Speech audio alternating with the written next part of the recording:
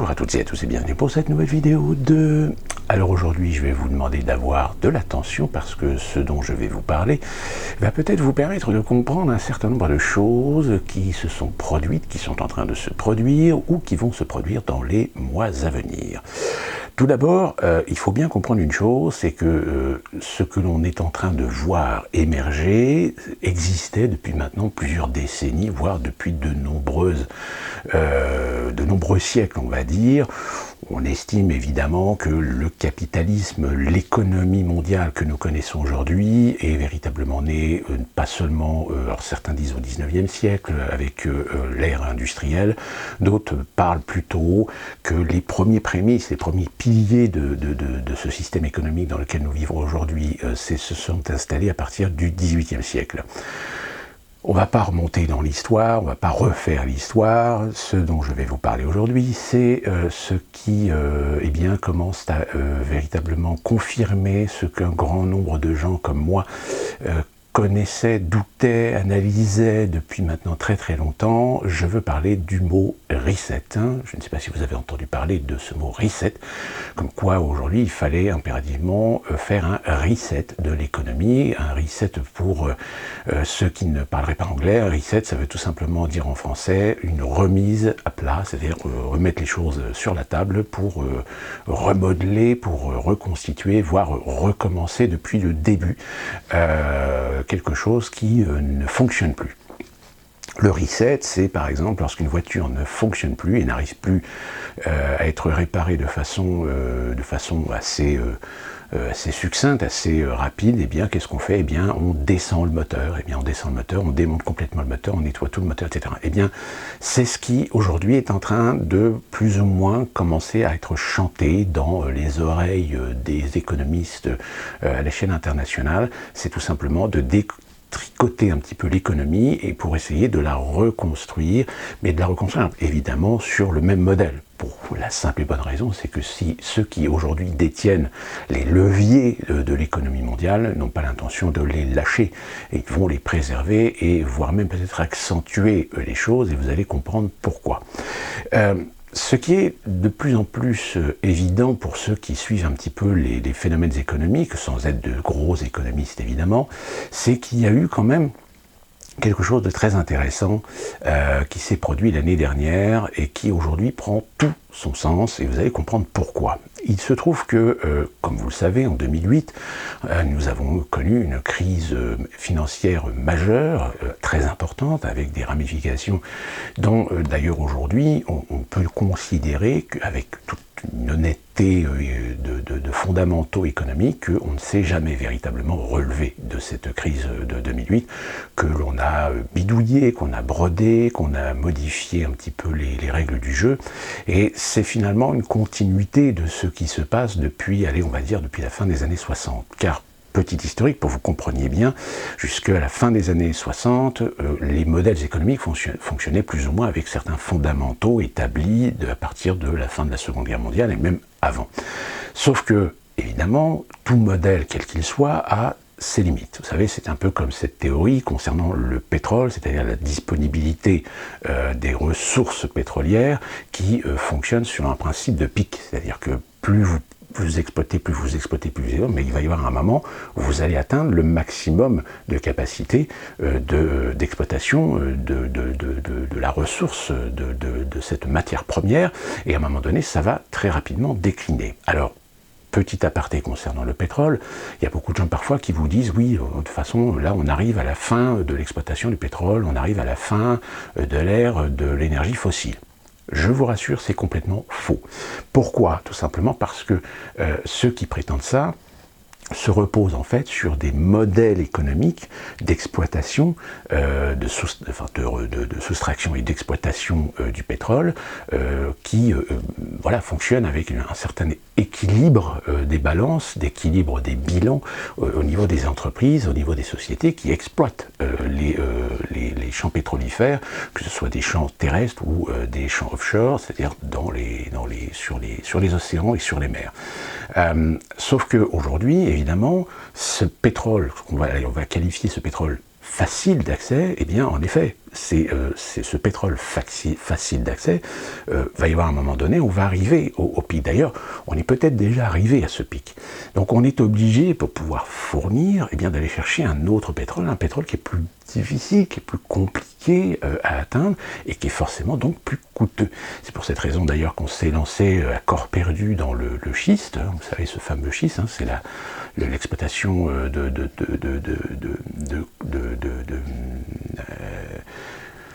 de champs pétrolifères par système par fracturation hydraulique, je vais y arriver, mais la fracturation hydraulique, pourquoi est-ce qu'on ne s'était pas mis à faire de la fracturation hydraulique plus tôt? Tout simplement parce que la fracturation hydraulique est légèrement plus coûteuse, et puis elle est beaucoup plus contraignante sur le plan écologique et environnemental, même si, je tiens à préciser, l'exploitation du schiste fonctionne suivant des techniques qui sont très établies, très réglementées, et par conséquent, à partir du moment où vous respectez les réglementations, vous respectez bien les processus, le schiste n'est pas polluant, il n'y a pas de risque à l'exploitation du schiste.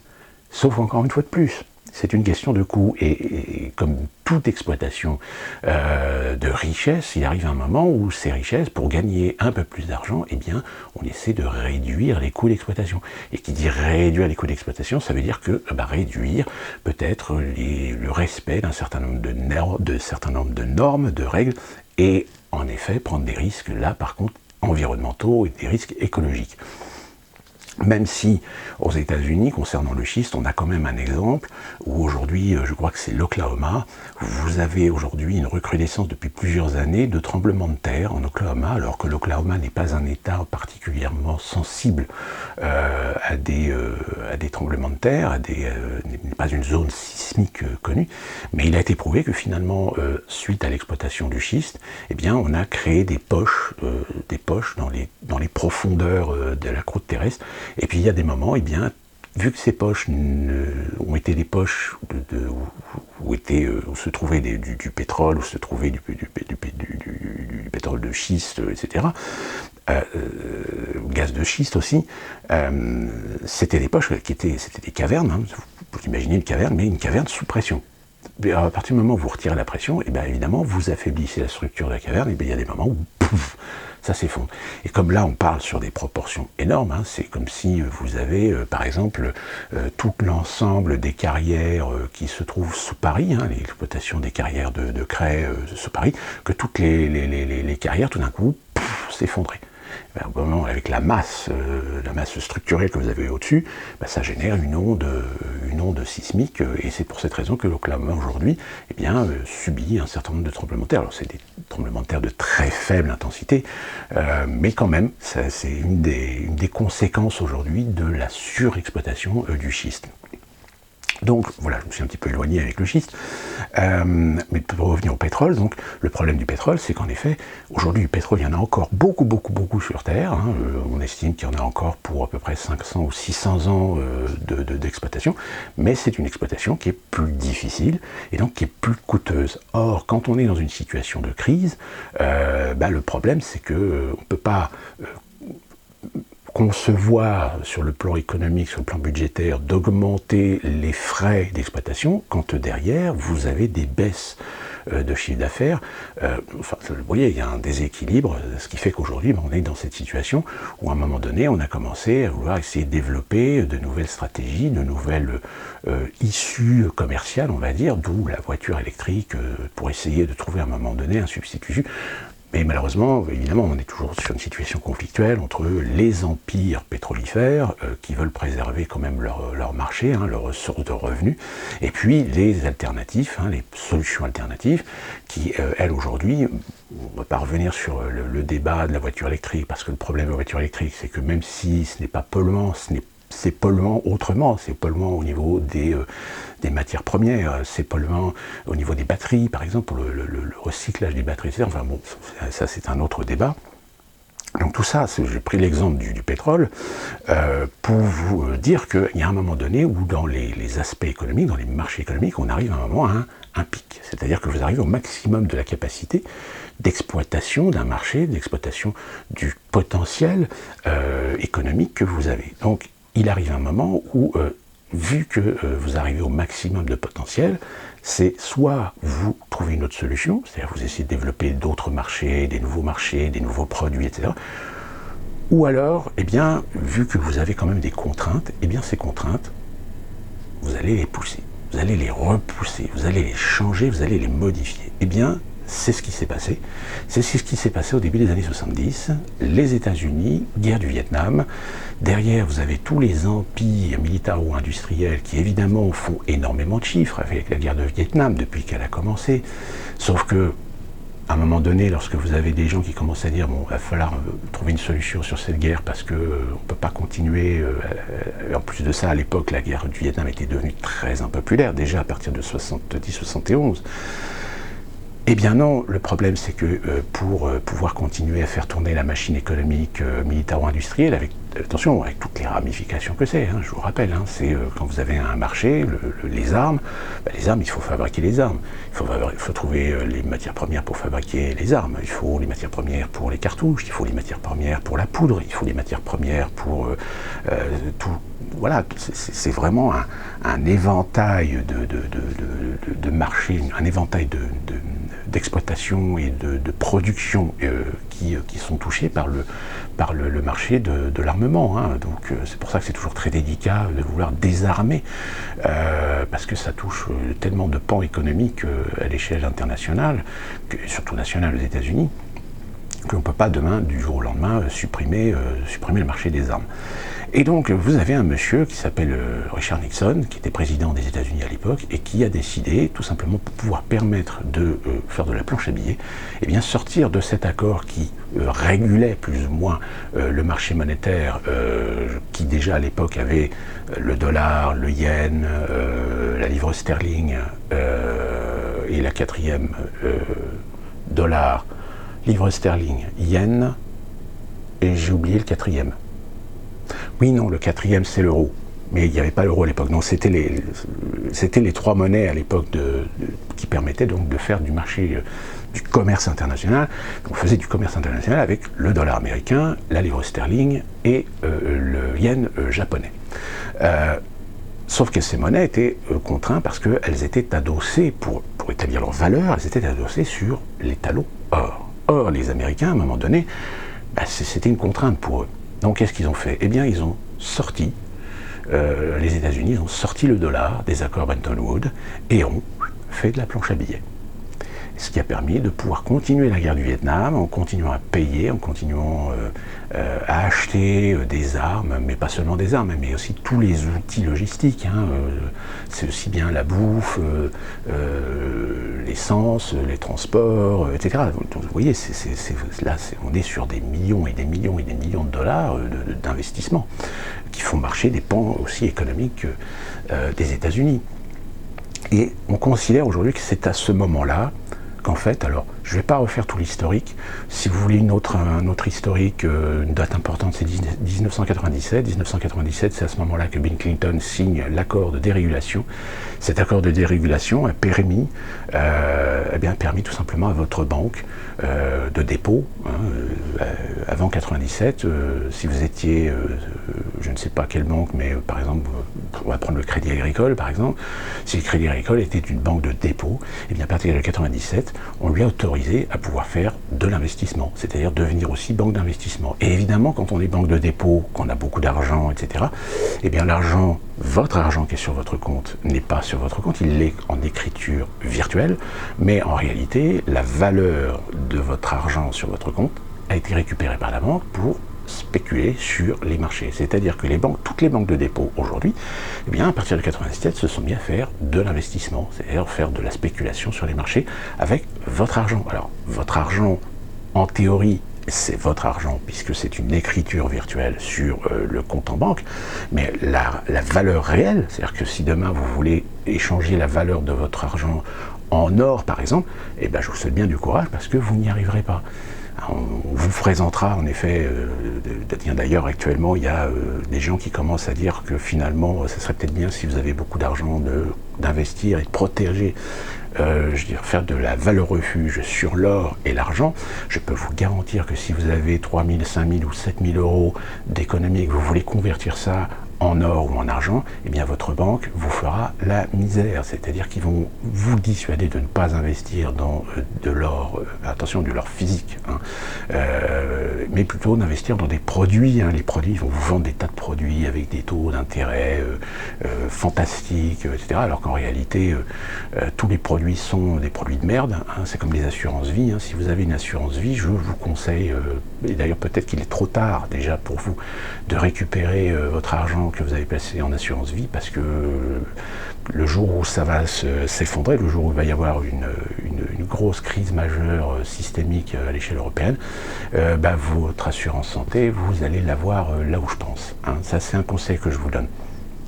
Et donc, la situation, donc, à partir de 97, les assureurs se sont mis à faire de la banque, les banques de dépôt se sont mis à faire de la banque d'investissement, et voilà, tout le monde s'est mis à faire un peu tout et n'importe quoi, avec un point commun qui est que, en finalité, c'est récupérer des masses financières, récupérer des masses d'argent pour pouvoir spéculer, c'est-à-dire faire de l'investissement sur les marchés.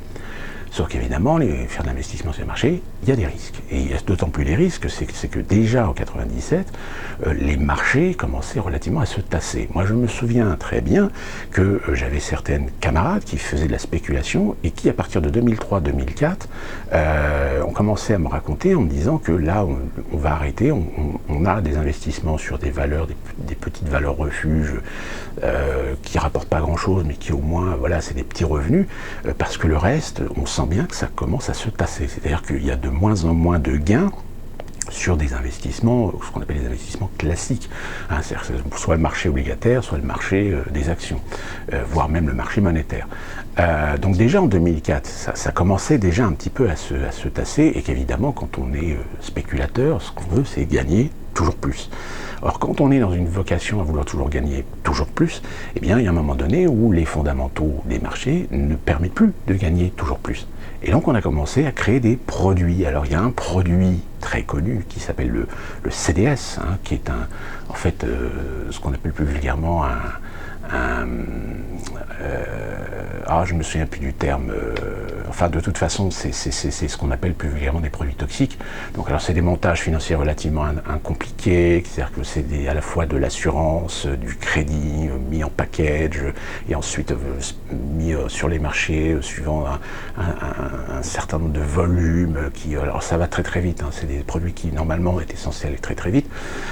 Même ça, ça a amené évidemment une spéculation complètement folle qui a amené à un moment donné où le jour où tout s'est cassé la figure, en 2008, hein, c'est-à-dire que tout le monde s'est jeté sur ces produits-là parce que les gains, on parle de gains, hein, ces gains, c'est comme les entreprises qui, chaque année, pour assurer la rentabilité, doivent garantir entre 15 et 10% d'évolution du chiffre d'affaires par rapport à l'année N-1. C'est-à-dire que si une entreprise fait 100 000 euros de chiffre d'affaires, eh bien l'année suivante, il faut qu'elle fasse 125 000. Et puis l'année suivante, 150 000, et puis, etc. Donc elle ne peut pas se permettre de passer en dessous. Sauf que ça fait quand même depuis des années que les entreprises n'arrivent plus à dégager ces 10 ou 15% d'évolution de chiffre d'affaires, parce que les marchés se sont cassés la figure, l'économie s'est cassée la figure, etc. Donc il a fallu bidouiller des choses, etc. Donc voilà. J'espère que j'ai essayé de condenser un petit peu les choses pour que vous compreniez bien. Et donc, tout ça pour revenir au fait qu'à partir de 71, en réalité, pour imager la situation, qu'est-ce qu'on a fait ? Eh bien, c'est comme si vous jouiez une partie de Monopoly avec 4 joueurs et que, au bout de la partie de Monopoly, vous avez un 5e joueur, mais on va dire que c'est la banque, hein, qui joue la banque. Et en 71, ce qui s'est passé, c'est tout simplement que la partie de Monopoly, normalement, aurait dû s'arrêter. Sauf que le gagnant n'a pas voulu que la partie s'arrête. Et donc, qu'est-ce qu'il a fait ? Il a modifié les règles du Monopoly, c'est-à-dire qu'il a autorisé la banque à prêter de l'argent aux autres joueurs. Et donc, la partie a pu continuer. Sauf que le problème, c'est qu'évidemment, dans ce genre de procédé, le gagnant sera toujours gagnant, puisque lui, il est créditeur, alors que les autres joueurs, sont endettés. C'est-à-dire qu'on a donné l'espoir aux autres joueurs en leur prêtant de l'argent, de se dire que peut-être je vais pouvoir revenir dans la partie, c'est-à-dire de me refaire et de pouvoir rejouer dans la partie et peut-être récupérer suffisamment d'argent pour pouvoir gagner la partie. Alors qu'en réalité, non.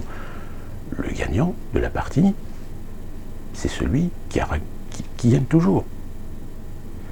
Et ce gagnant de la partie, c'est le fameux 1% des riches de cette planète, qui depuis 30 ans, 40 ans, ont toujours plus collecté de puissance, ont toujours plus collecté de leviers, on va dire, sur pas seulement l'économie, mais aussi parfois sur nos pays, sur les processus démocratiques, on va dire, sur les processus de gestion administrative à l'intérieur de nos propres pays. L'Union européenne est issue dans sa création de cette idée d'unipolarité, que ces fameux 1% ont tout intérêt à voir se mettre en place. Donc, voyez un petit peu le processus. Alors, évidemment, ce que je vous explique là, c'est des choses que beaucoup de gens ont expliquées depuis des années, mais on n'avait pas véritablement tous les codes, on n'avait pas véritablement toutes les preuves, tout simplement parce que ces gens qui sont derrière le rideau, ces gens qui sont dans les coulisses, s'arrangent toujours pour que les choses soient subtiles, que les choses ne soient pas ouvertement, clairement établies, comme quoi ils veulent instaurer ce qu'on appelle plus vulgairement, en effet, le nouvel ordre mondial. Mais voilà, ça se glisse comme un serpent petit à petit, et sous vos yeux, parfois, même vous le voyez, mais sans savoir ou sans décoder finalement ce qui est en train de se passer. Donc tout ça pour vous amener en 2014, 2008, la crise. En 2014, vous avez la présidente du FMI, Christine Lagarde, qui tient un discours qui est relativement intéressant de ce fait qu'elle explique qu'il y a un moment donné où il faudra prendre conscience que nous n'arriverons pas à redresser la barre suite à la crise de 2008 et qu'il va falloir penser à peut-être changer des codes, de changer des normes, voire peut-être de remettre les choses à plat. Mais attention, remettre les choses à plat, sous-entendant profiter d'une situation de remise à plat de la situation pour modifier les codes et modifier les règles à l'intérêt des 1%. Dans l'intérêt de ce fameux nouvel ordre mondial. Alors, encore une fois, ce sont des paroles comme on peut entendre très souvent de la part d'analystes, et pas seulement économiques, mais ça reste des suggestions, ça reste des hypothèses, ça reste des scénarios, comme on dira. Et bien justement, en octobre 2019, il y a un scénario qui a été présenté, exposé, sur un plan qui s'appelle Event 201, event en français c'est événement 201. Et cet événement 201, alors c'est un scénario économique, on va dire, et même, je dirais même socio-politico-économique, comme il en existe beaucoup. Vous avez des organismes européens, internationaux, qui élaborent parfois des études, qui font des études, des analyses pour établir des scénarios suivant un certain nombre de données actuelles, et extrapoler ces données pour savoir quelle pourrait être l'issue de tel ou tel indice, de telle ou telle donnée, de telle et telle évolution dans le temps, pour aider des décisionnaires à prendre les bonnes décisions, suivant des rapports et justement des analyses qui prennent un ensemble d'indices, un certain nombre d'éléments pour permettre les dirigeants de prendre les meilleures décisions qui soient en ayant justement en leur possession ces fameux scénarios. C'est par exemple à l'image de ce qu'aujourd'hui aux États-Unis il y a, c'est-à-dire qu'aux États-Unis on fait évoluer des scénarios, ce qu'on appelle des scénarios catastrophes.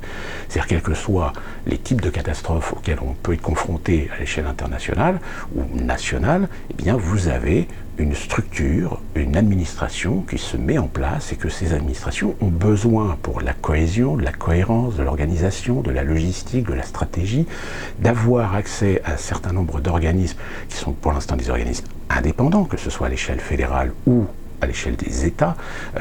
Pour vous donner un exemple plus clair, c'est par exemple une administration qui, en cas d'une crise majeure, d'une catastrophe majeure, aurait autorité sur les gardes nationaux d'un État.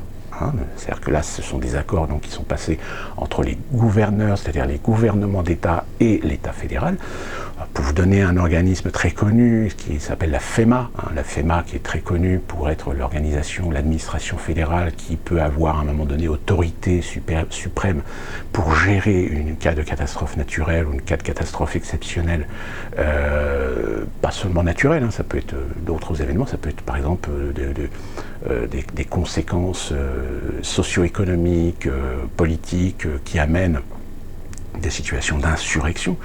Donc pour gérer les conséquences de l'insurrection, la FEMA peut intervenir et avoir l'autorité sur un ensemble de services pour gérer la situation.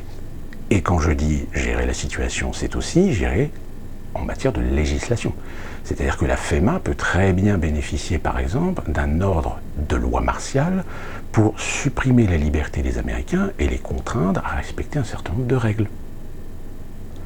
Je rappelle qu'en France, la Constitution possède ce qu'on appelle, c'est l'article 36, qui est état de siège. Voilà, l'état de siège. C'est-à-dire qu'un gouvernement ou un président de la République peut très bien demander à l'Assemblée nationale de lui donner le pouvoir de l'application de l'article 36, c'est-à-dire de l'état de siège, et ainsi permettre la suppression d'un grand nombre de libertés de nos citoyens pour les astreindre à respecter des règles, des normes qu'on leur impose.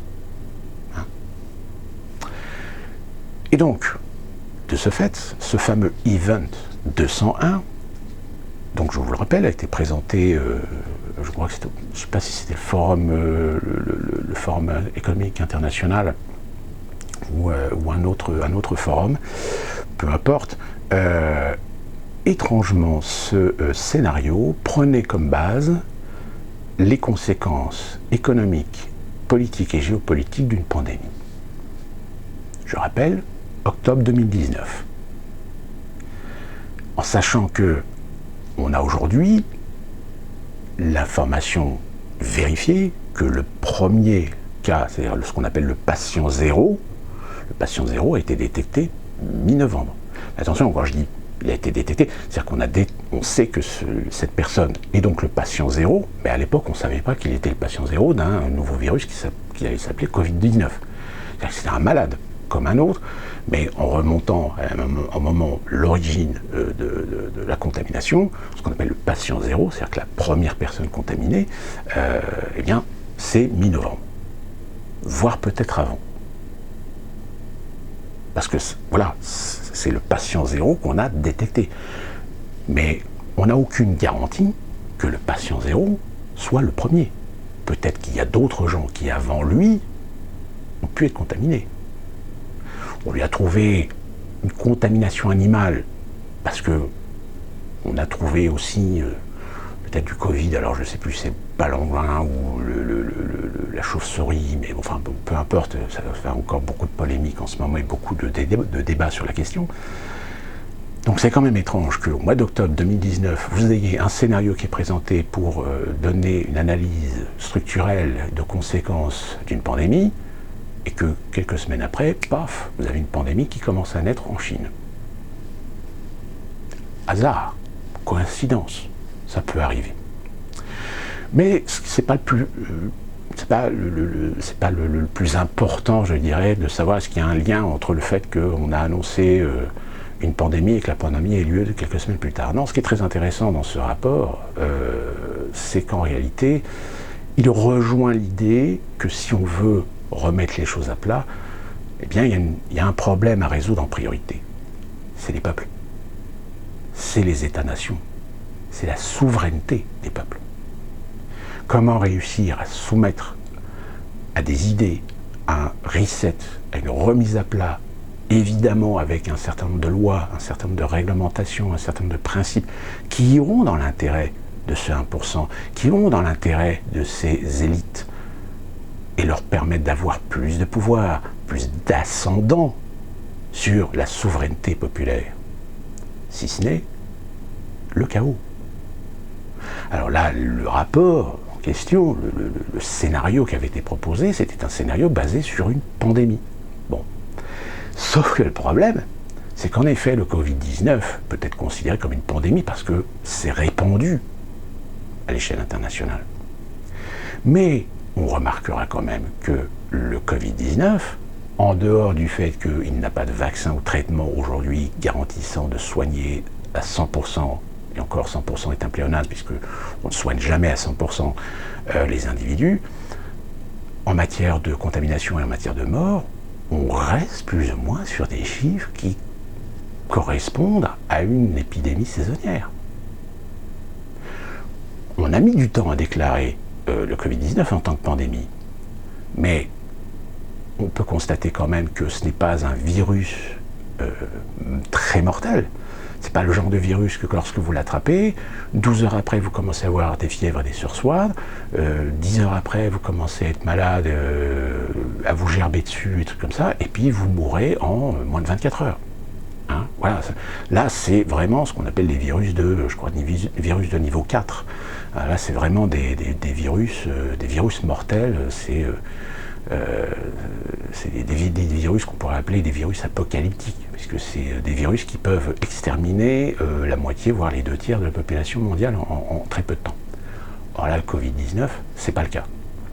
C'est un virus qu'il faut prendre en sérieux, c'est un virus qui s'est étendu, qui continue à s'étendre d'ailleurs, mais il n'est pas insurmontable, puisqu'on a un certain nombre de traitements qui peuvent plus ou moins fonctionner sur la grande majorité des gens. Et aujourd'hui, on a même la démonstration que peut-être que je suis contaminé, peut-être que vous aussi, sans le savoir, mais que vous avez par nature, par votre pathologie particulière, réussi à développer des anticorps et finalement développer votre propre immunité sur le virus. C'est pour ça d'ailleurs que le port du masque est très important, parce que même si vous êtes peut-être personnellement immunisé, vous êtes quand même porteur du virus, et donc vous pouvez le transmettre. Vous voyez ? C'est pour ça qu'on parle que c'est quand même important pour l'instant de porter le virus. Tant qu'on n'a pas un vaccin, tant qu'on n'a pas un traitement qui garantit de pouvoir nous soigner au même titre qu'un certain nombre d'autres grandes maladies qui peuvent avoir des conséquences mortelles si elles ne sont pas traitées à temps, là en effet on est sur un modèle à prendre au sérieux, mais qui n'est pas structurellement, je dirais le mot apocalyptique. En revanche, pour la raison gardée, pour la mesure conservatoire, pour la mesure de précaution, eh bien on a eu pour conséquence tout simplement d'arrêter un petit peu plus ou moins l'économie. Alors à différents niveaux, suivant les différentes méthodes de gestion que certains pays ont appris, alors l'OMS a donné des conseils, alors certains pays les ont respectés, d'autres pas, d'autres à moitié, etc. Donc déjà, ne serait-ce que l'exemple de l'Union européenne, c'est pour ça que l'Union européenne aujourd'hui, on a enfin quelque chose qui démontre que l'Union européenne ne sert à rien, c'est que l'Union européenne a été incapable de gérer la pandémie à l'échelle des pays membres. Alors certains me diront, oui mais non, mais l'Union européenne c'est économique, c'est pas politique, c'est pas sanitaire. En effet. Mais quand on se prétend vouloir asservir l'ensemble des pays membres de l'Union européenne à une sorte de politique unipolaire, à une sorte de politique supranationale, je suis désolé, il y a un moment donné, il faut prendre aussi en considération des aspects sanitaires. Or là, l'Union européenne a été totalement absente. Donc c'est bien une entité économique qui cherche à soumettre l'ensemble des États de l'Union européenne à des suprémacistes, à des hégémonies purement économiques, au détriment social, au détriment sanitaire, au détriment même de la sécurité territoriale, au détriment de la culture, au détriment du patrimoine. Même si du patrimoine, il y a des lois en effet, il y a des décrets européens pour protéger un certain nombre de choses du patrimoine, etc. Mais voilà, ça reste des choses très locales dans l'ensemble. Et donc, en effet, cette pandémie aujourd'hui, elle peut servir d'intérêt, mais c'est pas suffisant. C'est pas suffisant parce que même si aujourd'hui il y a une interruption, il y a un frein considérable sur le plan économique, avec des conséquences qui vont s'étaler certainement pendant encore un an. Je pense que même en 2021, va y avoir encore des ramifications et des conséquences. Il y a un effet domino de toute façon qui est déjà en cours aujourd'hui par rapport au Covid-19, sans parler éventuellement de potentielle seconde vague qui peut intervenir. Aux États-Unis, je pense que c'est clair que là aujourd'hui on a certains États où le taux de contamination repart à la hausse. pour l'instant, en France, apparemment, il y a 2-3 endroits, je crois, le nord-est, où on a des cas, une nouvelle augmentation de cas, mais bon, c'est encore assez marginal pour l'instant pour pouvoir éventuellement tirer la sonnette d'alarme. Mais aujourd'hui, on n'est pas revenu à une situation normale. Économiquement, on n'est pas revenu à une situation normale. Et on n'y sera certainement pas tant qu'on n'aura pas le fameux vaccin, le fameux miracle, où d'ailleurs, là aussi, on a bien revu remonter à la surface tous les conflits d'intérêts financiers, les brevets, plutôt que la santé. La santé vient au second plan. Là aujourd'hui, c'est une bataille fratricide à celui qui va trouver le brevet qui vont se faire des pépettes en or. Hein? Donc à partir du moment où, même déjà au niveau de la santé, vous prenez conscience qu'aujourd'hui, la santé n'est plus une priorité, mais est devenue un business, que vous n'êtes plus un patient, mais un produit, que vous n'êtes plus un patient, mais un outil lucratif sur lequel les laboratoires, sur lequel les empires pharmaceutiques construisent leur capacité de productivité financière. Bon, bah déjà, vous avez déjà là un exemple très flagrant de la situation aujourd'hui dans laquelle on est. Et donc, quelle est la solution? Tout simplement, c'est le reset. Hein, donc je vous ai parlé de comment faire un reset en instaurant le chaos. Sauf que la pandémie n'a pas instauré un chaos. Elle a instauré un problème économique à l'échelle internationale, mais on n'est pas dans des niveaux qui pourrait éventuellement, à un moment donné, réussir toute cette élite qui manipule les politiciens, un certain nombre de gouvernements qui ont leurs entrées dans les gouvernements, etc., de réussir à aller chercher votre consentement. Sauf si on crée de la guerre civilisationnelle. Si sur cette période très compliquée, très difficile de pandémie, vous rajoutez dessus le conflit civilisationnel, et bien vous avez la situation explosive. On vient d'apprendre aujourd'hui que des Américains ont débarqué à La Rochelle. Alors je vous rassure, c'est pas un débarquement des Américains pour envers la France, non. C'est parce que les Américains ont besoin de débarquer dans un port pour pouvoir traverser la France, pour ensuite aller en Allemagne et ensuite aller en Pologne, puisqu'ils n'ont pas eu l'autorisation de le faire par d'autres ports, même si ils auraient pu débarquer sur un port allemand, mais peut-être qu'il y a une raison, on va dire, logistique, une raison stratégique de débarquer en France. Donc vous avez 350 soldats, plus des chars et des hélicoptères de l'armée américaine qui vont débarquer aujourd'hui à La Rochelle. Donc si vous voyez un train, un convoi avec du matériel américain en France, ne vous inquiétez pas, c'est normal, ils vont en Allemagne pour ensuite être redispatchés en Pologne. Sauf que on a aussi appris aujourd'hui que les forces militaires ukrainiennes sont en train de se restructurer à la frontière de la Crimée. Est-ce que l'Ukraine a décidé de vouloir récupérer la Crimée par la force? Et donc ça veut dire s'attaquer à un territoire qui est, je le rappelle, russe, même si la communauté internationale n'a pas reconnu l'annexion de la Crimée au territoire russe. Donc ça veut dire que l'Ukraine va s'attaquer à la Russie. Est-ce que vous croyez franchement que l'armée ukrainienne a les moyens de s'attaquer à la Russie? Donc ça veut dire que l'armée ukrainienne va à un moment donné avoir la nécessité d'un soutien, d'alliance. D'alliance de qui? Ça ne vous rappelle pas la Syrie? Vous savez, quand on disait on a trouvé les Américains, on a trouvé les Britanniques, on a trouvé les Français parmi les forces anti-gouvernementales, etc. On dit non, c'est pas des militaires, c'est pas des officiers, c'est des conseillers. C'est des conseillers, oui. Des conseillers bizarres, c'est des conseillers qui apparemment faisaient partie de certaines compagnies privées. Donc les compagnies privées, elles n'ont pas d'intérêt d'aller se fourrer dans une guerre, sauf si on les paye pour y aller. D'accord, hein, c'est de l'interventionnisme indirect. C'est l'art et la manière d'utiliser, c'est ce qu'on utilisait par exemple, certains États utilisaient des mercenaires en Afrique pour déstabiliser des États. La France a utilisé des mercenaires pour déstabiliser des États africains, par exemple. C'est des mercenaires, c'est pas l'armée française.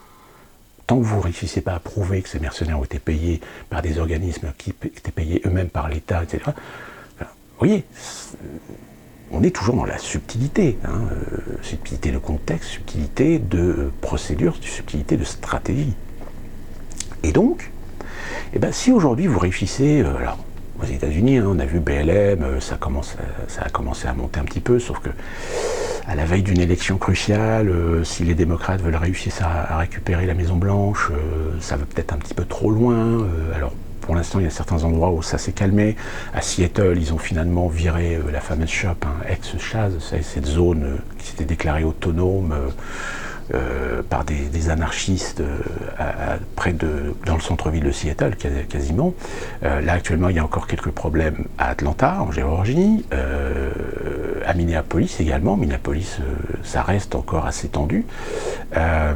Mais voilà, bon, j'ai fait une vidéo là-dessus, j'ai expliqué déjà dans une vidéo précédente, je crois, la situation par rapport au Black Lives Matter, le fait que ça a été un petit peu mal géré, mal contrôlé, qu'on est allé peut-être un peu trop loin et que même encore aujourd'hui on va peut-être un peu trop loin.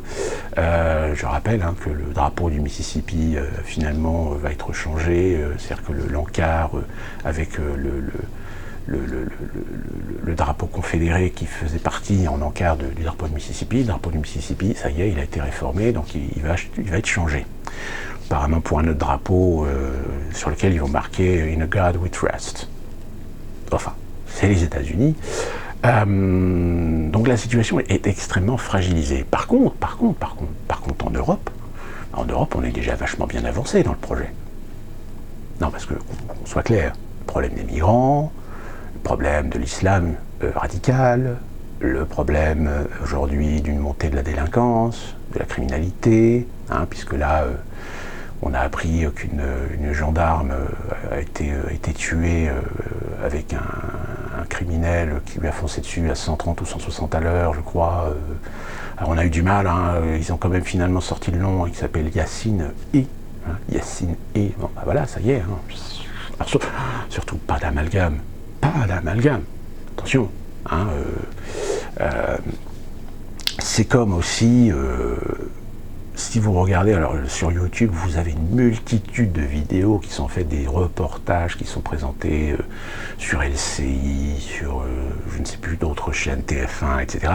Vous savez, sur ces interventions policières de brigades, alors vous avez la BA, vous avez les brigades anticriminelles, vous avez BAC anticriminel, c'est la même chose, vous avez les stupes, vous avez la brigade des mœurs, enfin ça s'appelle plus brigade des mœurs maintenant, je crois que d'ailleurs ça a été assimilé à la brigade anticriminalité ou quelque chose comme ça, enfin bref, tous ces reportages qui permettent de suivre comme ça des équipes dans les grandes villes, etc.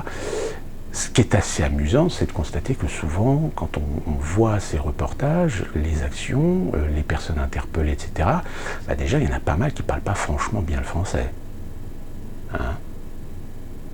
Moi, je sais pas, le dernier que j'ai vu, là, c'était sur Nice. Quasiment toutes les interpellations qu'on a vues dans ce reportage étaient des gens qui ne parlaient pas qui parlaient très mal le français. Donc forcément, c'était des étrangers. Donc, vous voyez, on porte l'accent. Donc c'est exactement la même chose aux États-Unis. Aux États-Unis, pourquoi aujourd'hui on est convaincu que les Noirs sont plus criminogènes que les Blancs? C'est tout simplement parce que, oui, la télévision, les médias ont alimenté cet état de fait. Alors qu'aujourd'hui, si vous regardez les chiffres, je vous ai montré, je vous ai donné le lien sur une ancienne vidéo, il n'y a pas plus de Blancs tués par des Noirs, c'est plutôt l'inverse, que c'est des Noirs qui tuent plus de Noirs. Mais évidemment, les chiffres qu'on vous prend, on les décontextualise, on ne les met plus en rapport à la population. Donc évidemment, quand vous avez... alors je ne me souviens plus des chiffres, là j'ai ma mémoire qui me flanche un petit peu sur les chiffres, mais à peu de choses près, je crois qu'on était à 2006-2007 tués, je crois qu'il y a 2006 blancs qui étaient tués par des blancs et 2007 noirs qui étaient tués par des noirs. Alors vous dites, oui, vous voyez, finalement c'est kiff-kiff. Mais il faut remettre ça par rapport à la population. Je rappelle, la population afro-américaine aux États-Unis sur les 328 millions d'habitants, c'est un peu moins de 49 millions. Les hispaniques sont à 55 millions, 54 ou 55 millions. Donc les hispaniques sont plus... La communauté hispanique aujourd'hui aux États-Unis, depuis 2010, les hispaniques ont dépassé la proportion de la communauté afro-américaine. Mais par contre, les blancs, je rappelle, hein, c'est 250 millions de blancs aux États-Unis. 240 millions, je crois. Bon ben allez, fourchette, 200 millions de blancs, 50 millions de blacks. 2007 morts, 2006 morts.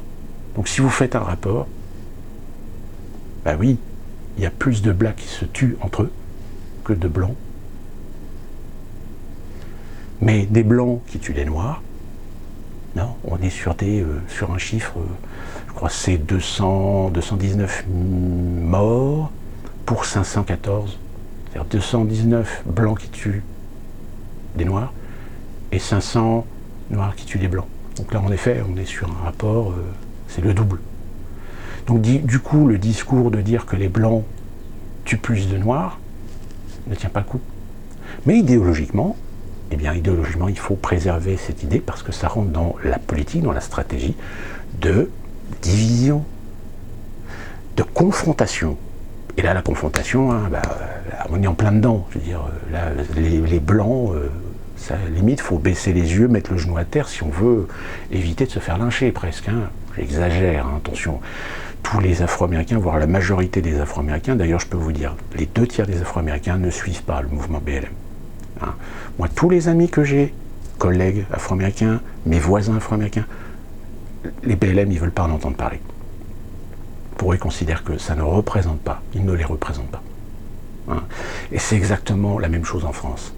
Quand vous avez ces associations, que ce soit SOS Racisme, que ce soit le CRIF, que ce soit la LICRA, etc., ce sont des associations qui sont de toute façon politisées, et donc par conséquent, qui ne représentent pas la communauté, qu'ils sont censés, soi-disant, défendre. Hein. Sauf que ces organisations-là, c'est généralement des organisations qu'on a mis en avant, et qu'on instrumentalise, qu'on utilise pour pousser toujours plus les gens à la confrontation. Diviser pour mieux régner. Oui, on y est, on est en plein dedans. Et en France, l'affaire Traoré, hein, la famille Traoré, instrumentalisée, parce que ces gens-là ne peuvent être que instrumentalisés, sont des outils pour rajouter de l'huile sur le feu sur les différends entre les communautés, entre la France, France de souche, c'est un peu...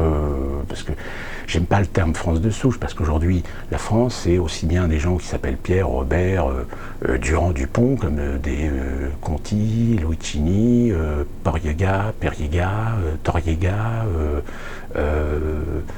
Wurtz, ou ce que vous voulez. C'est-à-dire qu'il y a vraiment un melting pot aujourd'hui, la France, et d'ailleurs ce qui fait, à mon sens, la richesse de la France par rapport à d'autres pays, c'est qu'on a su, avec le temps, avec les différentes vagues migratoires, alors certes relativement intra-européennes, finalement, toutes ces populations migratoires ont assimilé la culture française. Et aujourd'hui, on n'a absolument aucun problème à dire que une personne qui s'appelle Kravatsky, par exemple, est français.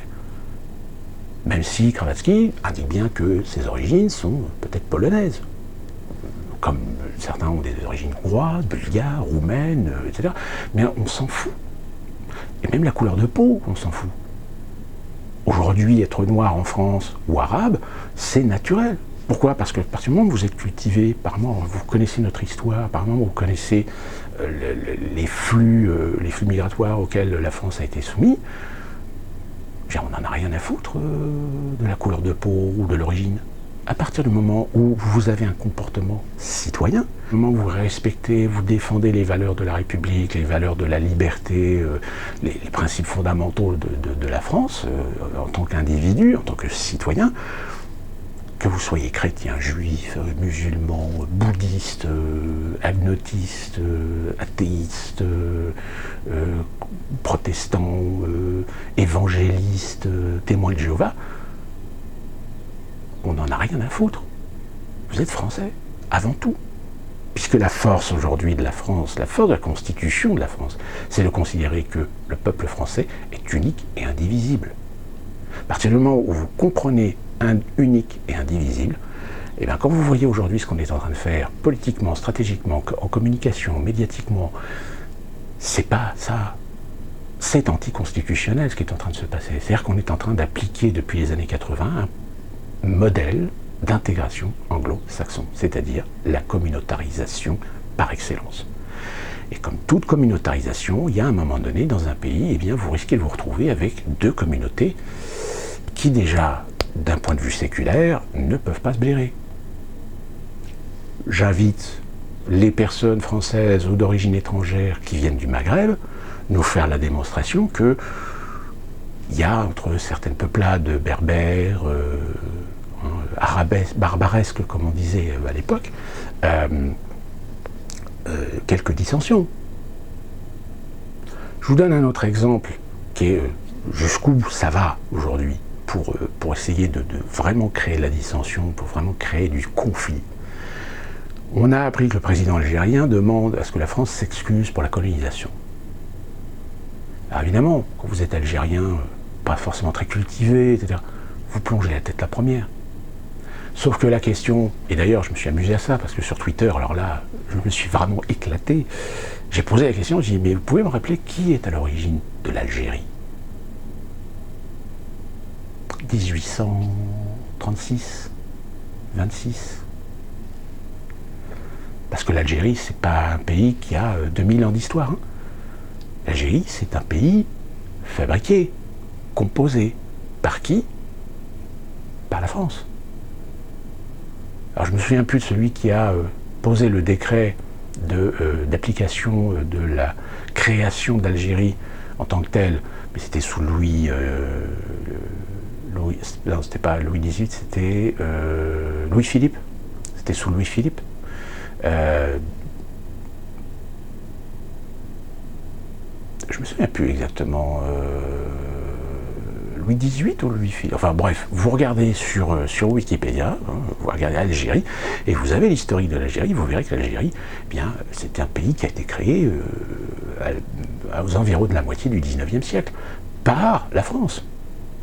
C'est la France qui a créé l'Algérie. Donc à partir du moment où c'est la France qui a créé l'Algérie, et qui, à partir du début du XXe siècle, je crois, on a fait un département français, ou même peut-être plus tôt, je crois, assez rapidement, l'Algérie était un département français. Comment voulez-vous demander des excuses à la France pour avoir colonisé l'Algérie ? Vous colonisez un pays existant, ou un empire existant, ou une nation existante, un royaume existant. Mais avant l'Algérie, c'était un ensemble d'entités, de villes, avec différentes tribus, différentes origines civilisationnelles, etc. Il n'y avait pas une unité existante à l'époque. Eh bien, vous profitez, de l'ignorance historique d'un certain nombre de gens, et donc les gens prennent ça comme argent comptant et se disent oui, demandez les excuses pour avoir colonisé l'Algérie. Et deuxièmement, vous rajoutez l'huile sur le feu sur les conflits civilisationnels, sur les conflits tribaux. Parce que les conflits tribaux sont aussi là, aussi en France. Donc voilà, vous mettez de l'huile sur le feu. Ce qu'aujourd'hui on voit, les politiciens, les partis politiques, certaines associations, certains mouvements idéologiques, aujourd'hui, sont tous envoyés dans la brèche pour alimenter le feu du conflit civilisationnel, du conflit communautaire. Religieux, pour l'instant, c'est pas encore le cas, mais il va y avoir un moment donné où même les gens qui ne sont pas forcément religieux, ou même les gens relativement athées, mais qui comprennent que la France, même si c'est une république laïque, il y a un moment donné où on ne va pas laisser un espace de liberté et de religion se laisser dominer par une religion qui veut instaurer ses règles et ses principes. C'est ce qui posait problème d'ailleurs à ceux qui voulaient faire rentrer ou faire intégrer la Turquie dans l'Union européenne.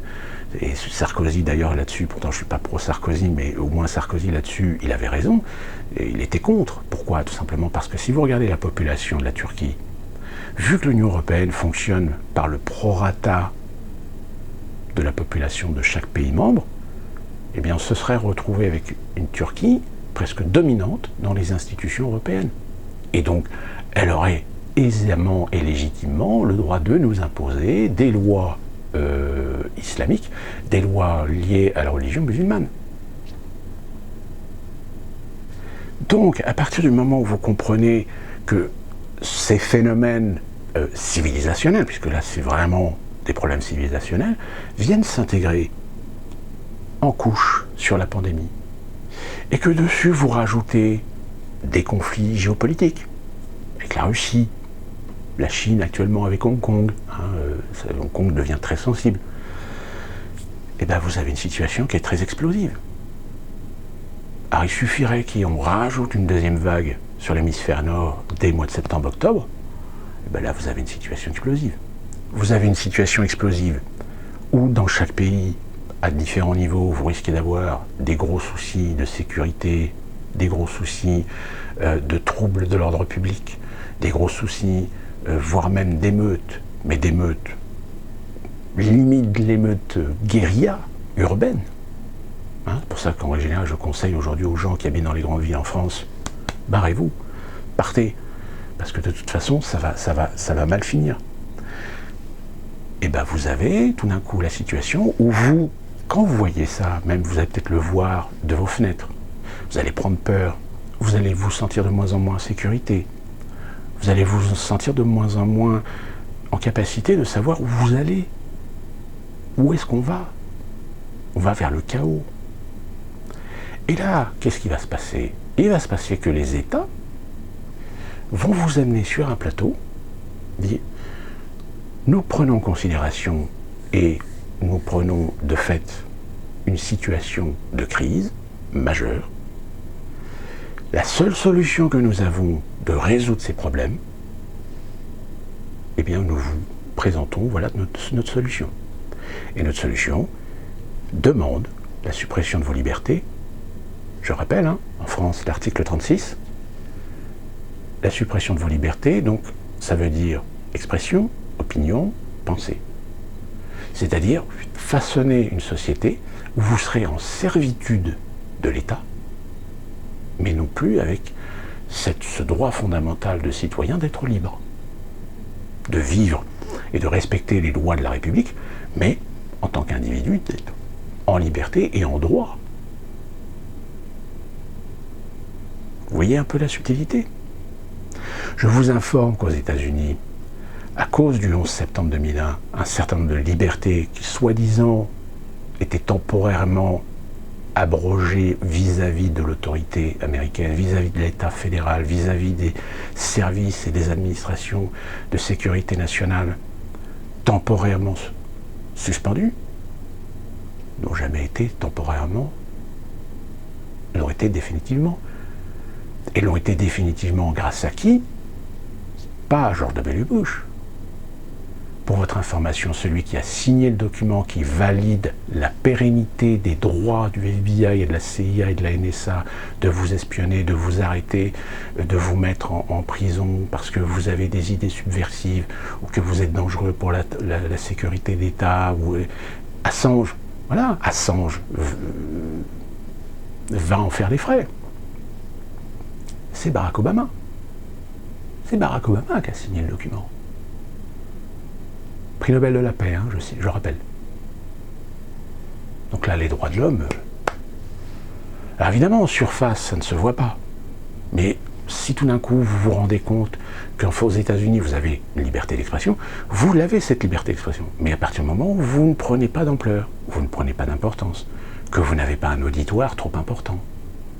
Je vous donne un exemple. Vous avez un contestataire d'ultra-droite qui s'appelle Alex Jones, qui avait monté il y a déjà de nombreuses années un site internet qui s'appelle Infowar.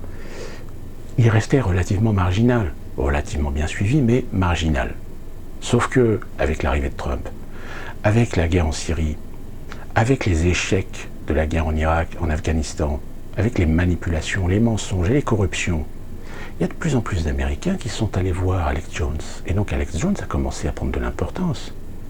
Et à partir du moment où il a commencé à prendre de l'importance, évidemment, les positionnements, les mouvements d'extrême gauche, ultra-gauche, progressistes, ont commencé à s'attaquer à Alex Jones parce qu'il devenait dangereux. Bon, là, on arrive à un niveau où, je ne sais plus qu'est-ce qui lui est arrivé récemment, je crois qu'il s'est fait censurer sur YouTube ou un truc comme ça, où il a été perquisitionné, je ne sais plus pour quelle raison. Eh bien, en France, c'est le même modèle qui va s'appliquer. Regardez déjà Dieudonné, Alain Soral, certainement, je pense que Étienne Chouard, d'autres personnalités qui font partie un petit peu des milieux dissidents, je pense à Colomb, Michel Onfray qui a créé son Fonds populaire, mais attendez-vous qu'ils ne vont pas en rester là, ils vont essayer de le saquer, lui aussi. Bon.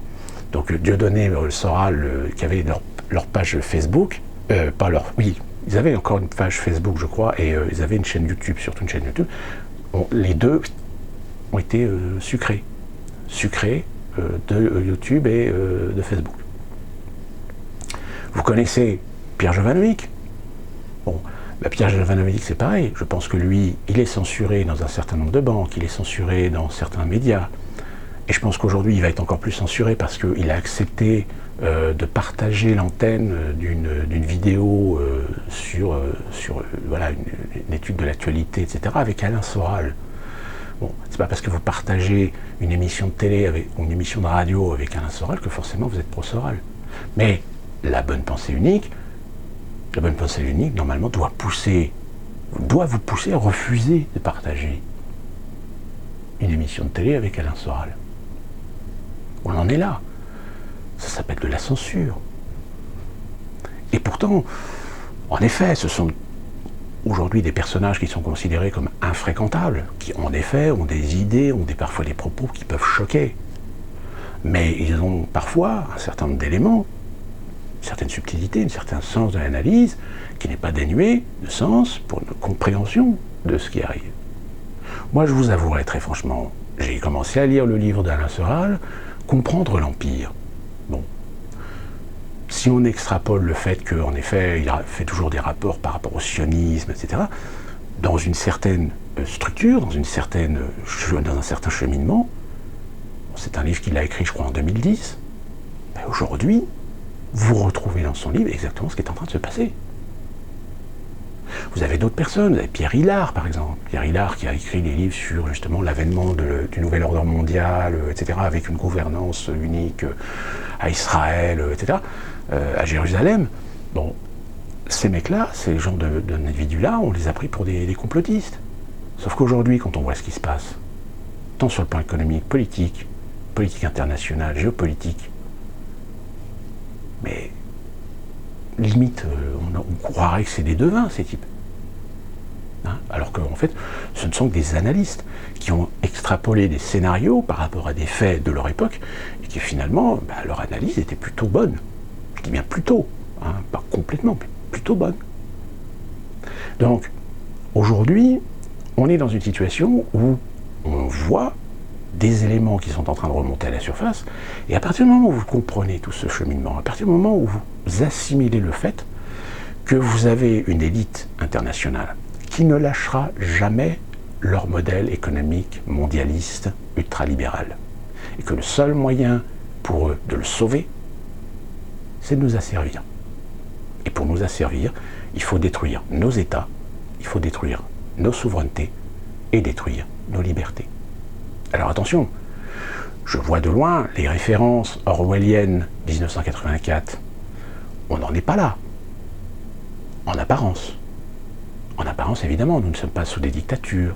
En apparence, nous n'avons pas de gens qui torturent, quoique, ou qui répriment de façon très dure, quoique. Les Gilets jaunes, allez leur dire que vous ne récoltez que ce que vous semez, puisque là encore, une fois de plus, sur mon blog, j'expliquais le principe des manifestations. Comprenez bien une chose, toute manifestation n'est pas libre.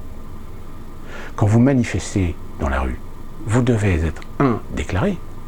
Mais déclaré par qui? Par des associations, par des syndicats, par des organisations. Ce qui s'est passé avec les Gilets jaunes fait la démonstration que les Gilets jaunes n'étant ni gérés par une association, ni gérés par une organisation, ni gérés par un syndicat, De ce fait, au niveau de l'État, il devait être interdit. Pourquoi? Tout simplement parce qu'en cas de problème, en cas de trouble sur un plan juridique, l'État ne peut se retourner envers personne. Puisque les Gilets jaunes sont en fait un ensemble d'individus qui se regroupent pour manifester, pour contester, sans derrière une organisation. Et c'est exactement le principe aux États-Unis. Aux États-Unis, Black Lives Matter est une organisation reconnue, soutenue, financée par des groupes philanthropiques de gauche. Avant cela, vous aviez les mouvements pour les femmes. Le fameux, je ne sais plus le slogan qui avait été utilisé. Mais c'est exactement pareil. Si vous remontiez un petit peu la chaîne de ce mouvement féministe, il y a 1 an ou 2 ans, je crois, ben vous retrouviez des associations, vous retrouviez des groupes financés par des groupes philanthropiques, et comme par hasard, c'est presque les mêmes qu'on trouve aujourd'hui chez Black Lives Matter. Par contre, si les Américains décident de protester ou de contester contre leur gouvernement, contre leur gouverneur, contre leur gouvernement d'État, ou contre la corruption, etc., sans que derrière il y ait une association, une organisation, etc., alors là, c'est même pas la peine. De façon individuelle, de façon très collective, mais très restreinte, vous pouvez le faire. Mais alors c'est hyper cadré. C'est-à-dire que généralement, vous devez avoir l'autorisation locale. L'autorisation locale, c'est-à-dire l'autorité locale vous donne l'heure à laquelle vous avez le droit de le faire, jusqu'à telle heure, et à tel endroit, sur telle zone. Voire même certains comtés qui vous interdisent le slogan. C'est-à-dire que vous êtes avec votre petit panneau, vous tournez en rond sur la zone qui vous est délimitée, et par contre, vous n'avez pas le droit de faire le slogan. Et vous pouvez faire ça pendant 1 heure, 2 heures, 3 heures, et au bout de 3 heures, les flics, je peux vous dire, vous avez une bardée de flics qui vous entoure, au cas où, et les flics, à l'heure de, hop, terminé, dégagez, tout le monde rentre chez soi. Voilà ce que c'est qu'une manifestation aux États-Unis. Une manifestation aux États-Unis qui a pris un petit peu de certaines libertés, on se souvient des Animus, Wall Street, je ne sais plus c'était quoi le slogan. Là encore, c'était les Anonymous qui étaient arrêtés derrière. Les Anonymous, c'est George Soros. Les Anonymous sont financés par George Soros, par Open Society. Donc vous voyez, en réalité, tout est contrôlé, tout est manipulé. Il n'y a aucun espace réel de liberté. L'espace réel de liberté, oui, il est individuel, il est chez vous. Chez vous, vous avez le droit de penser ce que vous voulez. Même avec vos amis, vos groupes, etc. Mais tant que vous ne dépassez pas un certain nombre de personnes qui partageaient les mêmes idées, qui partageaient le même mouvement, qui partageaient la même intention de faire un mouvement, de faire de l'action, ça, vous avez le droit de le faire. Mais arrivé à une certaine proportion, là, non, terminé. Alors on parle de dictature. Dictature proprement dit, ce qu'on a dans l'inconscient collectif, non, on n'y est pas. Mais est-ce que dictature finalement ne peut pas subir comme la technologie, c'est-à-dire des mises à jour? C'est-à-dire voir en réalité des gens en train d'installer une dictature, mais une dictature sous le manteau de démocratie, et par l'intermédiaire de procéder par le chaos, procéder par la peur, eh bien, en venir à acquérir, à obtenir le consentement des peuples à leur propre servitude. Pour terminer cette vidéo, si vous voulez une référence, Naomi Klein, je crois que son livre date de 2006 ou 2010, enfin c'est Naomi Klein, c'est une journaliste, qui a écrit un livre qui s'appelle La théorie du chaos. Et là-dedans, vous avez tout principe théorique. Elle parle du principe que dans les années 50, il y a eu des études, des analyses pour provoquer des chocs. C'est-à-dire toutes les personnes qui étaient plus ou moins perturbées, etc. Vous savez, les fameux électrochocs en psychiatrie qu'on utilisait. C'est dans les années 50 que ça a été développé. Et lors de ce développement, il y a une organisation qui s'est intéressée au sujet et qui a plus ou moins financé, alors je crois que le médecin à l'origine c'est Cameron, je me souviens plus de son prénom, c'est la CIA. Et donc, elle développe comme ça le principe du choc, hein, le principe du choc, d'où la théorie du chaos, la théorie du choc, pour tout simplement détruire l'existant, mettre une page blanche et réinitialiser l'individu. Ça rejoint aussi un peu cette théorie comme quoi aujourd'hui on aurait des techniques pour réussir à tout simplement programmer des gens. Je ne me suis pas penché sur la question, si certains d'entre vous ont peut-être entendu parler de ça ou ont lu un certain nombre d'ouvrages sur la question, c'est ce qui a été soulevé lors du massacre qui a eu lieu à Las Vegas. Vous vous souvenez, il y a quelques années maintenant, de cet homme isolé qui a tiré sur une foule qui était dans un concert à Las Vegas.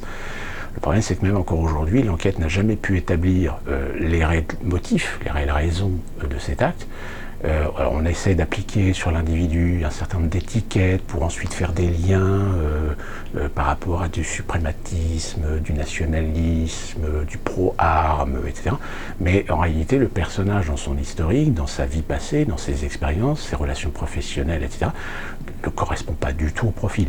Alors je sais que parfois, il y a certaines personnes qui arrivent très bien à cacher leurs réelles intentions, leur réelle personnalité, mais enfin, pour l'instant, si vous voulez, dans cette affaire, et vu qu'on n'arrive pas à déterminer des éléments crédibles pour expliquer le geste de cet individu, eh bien, on en est venu à la programmation, c'est-à-dire au lavage de cerveau, et on a reprogrammé l'individu pour qu'il commette cet acte-là. Alors après, évidemment, pour des intentions. Hein, c'est comme là aujourd'hui les Black Lives Matter. Les Black Lives Matter, au détriment d'un principe, au détriment d'une stratégie qui consistait à vouloir mettre tout sur le dos de Donald Trump, en réalité, ça a malheureusement aussi permis aux pro-armes de faire la démonstration que finalement, posséder une arme, ça permettait de protéger. Je rappelle que vous avez peut-être vu cette image de ce couple aux États-Unis, alors je ne me souviens plus exactement où c'était, mais qui ont défendu leur maison, l'un avec un fusil d'assaut, l'autre, sa femme avec un petit pistolet, une arme de poing. Tous les articles qu'on a vus, c'était laisser sous-entendre, regardez, le blanc armé, ça prouve qu'il est raciste, etc. Alors qu'en réalité, le contexte réel, c'est que ces personnes habitent dans une résidence fermée. Et que en fait les Black Lives Matter, les manifestants afro-américains sont rentrés dans cette zone alors qu'en réalité ils n'ont pas le droit d'y entrer. Donc là déjà il y a une infraction légale. Donc évidemment le couple voyant arriver des afro-américains manifestants au nom de Black Lives Matter, etc., quand ils ont vu à la télé ce qui s'est passé à Minneapolis, à Atlanta, etc., qu'est-ce que vous croyez que les gens ils vont croire ? Qui vont sortir dehors avec le sourire, ah, t'es mon frère, t'es mon ami. Mais non. Il y a un instinct de conservation, il y a un instinct de survie qui s'installe. Il y a un instinct primitif de vouloir assurer sa sécurité, la sécurité de ses biens. Encore plus vrai quand vous êtes armé. Mais ça, évidemment, tout ça, c'est complètement occulté par l'idéologie qui est aujourd'hui véhiculée dans l'avantage de la racialisation de tous les problèmes, finalement. Parce que là, on est en plein dedans, hein. On racialise tout, et n'importe quoi. Donc, voilà, ça fait partie de la stratégie. Diviser pour mieux régner, rajouter des éléments sur couche pour arriver à une situation de chaos. Et une fois qu'on est arrivé à un point culminant, et vous, légitimement, en effet, vous allez vous tourner vers qui ? Vous allez vous tourner vers l'État, vers le pouvoir public, disant « faites quelque chose, c'est pas possible, on ne peut pas rester comme ça ». Et là, voilà ce qu'on vous propose. On va chercher votre consentement. Et vous allez le consentir. De toute façon, on n'a pas le choix. Déjà, les élections, vous n'avez pas le choix. Depuis combien de temps vous avez voté par obligation pour vous sentir obligé en tant que citoyen de voter, mais finalement, vous n'avez pas voté par choix, vous avez voté par contrainte. Vous avez voté contre. Vous avez voté contre Hollande. Non, contre Sarkozy, pardon. Vous avez voté contre Sarkozy. Ça se trouve, vous ne vouliez pas voter Hollande, et je sais qu'il y a beaucoup de socialistes qui ne voulaient pas d'Hollande. Mais ils ne voulaient plus de Sarkozy, donc ils ont voté contre Sarkozy. Et aux États-Unis, c'est exactement la même chose. C'est-à-dire que les gens ont voté en partie contre Hillary Clinton. Ils ne voulaient pas particulièrement voter pour Donald Trump. Ils n'en voulaient pas de Donald Trump. Mais Quand vous avez le choix entre soit la peste ou le choléra, et qu'on vous dit oui, mais vous êtes citoyen, en tant que citoyen, vous devez voter. Alors, soit acquis de conscience, vous votez blanc, soit parce que vous dites mieux vaut la peste que le choléra ou la peste, et vous votez pour l'un des deux. Donc déjà, vous voyez, déjà là, encore, une fois de plus, un des éléments essentiels de la démocratie est complètement faussé. C'est-à-dire qu'on ne vous permet plus de voter par choix, mais on vous fait voter par contrainte. Et on vous a fait voter par contrainte entre Marine Le Pen et Emmanuel Macron. Et en 2022, ils ont bien la ferme intention de refaire le même scénario.